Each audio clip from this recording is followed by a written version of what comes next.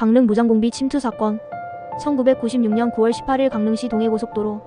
어느 택시기사가 새벽 시간대 바다에 희미하게 보이는 잠수함을 발견하게 된다. 택시기사는 바로 경찰에 신고했고 무장공비 소탕 작전이 시작되게 되었다. 북한은 이미 이전부터 지속적인 남한 정찰과 부대 사진 촬영을 위해 침투조를 파견했다. 그러던 중 강원도에서 열리는 전국체전에 참석하는 대한민국 대통령을 암살할 목적으로 침투조를 내려주고 나머지는 복귀하려 하던 중 잠수함이 자초되면서 결국 비침투조 선원까지 상륙하게 되었다. 이들은 잠수정이 발각되자 침투조 역할을 하지 못하는 인원 11명은 인적이 드문 산에서 살해한 후 나머지 15명은 바다를 통해 탈출할 계획이었으나 해양 경비가 강화되어 결국 3기를 통한 북으로 탈출을 결정한다. 이때 우리 군은 군병력 약 43,000여 명을 투입하였다. 처음 무장공비를 마주한 것은 강원도 한 농장에 들어왔다. 발견된 이광수이다. 이광수는 유일한 생포 무장공비이며 농장주가 동네 주민으로 착각한 것처럼 대화를 걸어 경찰의 출동 시간을 벌어주었다. 이광수의 생포로 인해 적들의 숫자 파악과 작전에 대해 알 수 있어 생포한 것이 국군 작전에 큰 도움이 되었다. 처음에는 협조하지 않고 거짓 진술로 혼란을 주고 동료들의 탈출 시간을 벌어주려 했지만 북에서는 아주 고급 음식인 광어회를 쉽게 제공해주자 동료들의 탈출은 불가능하다는 걸 깨닫고 협조를 시작했다. 이때 이광수를 직접 생포한 경찰관과 이광수는 현재 아주 친한 사이로 지내고 있다고 한다.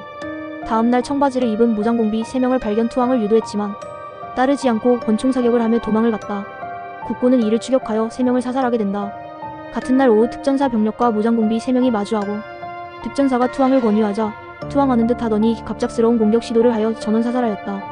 이틀 뒤에는 산 정상에서 하향식 수색을 하던 특전사 3명은 바위 뒤에 숨어있던 적과 마주치고 선두에 있던 조장은 적 발견과 동시에 이를 알리고 엄폐를 하려 전방으로 굴렀지만 3m 절벽으로 떨어졌고 대응 사격하던 2명의 특전사 중 1명은 머리에 총상을 맞고 사망. 그 사이 적은 도망치고 만다.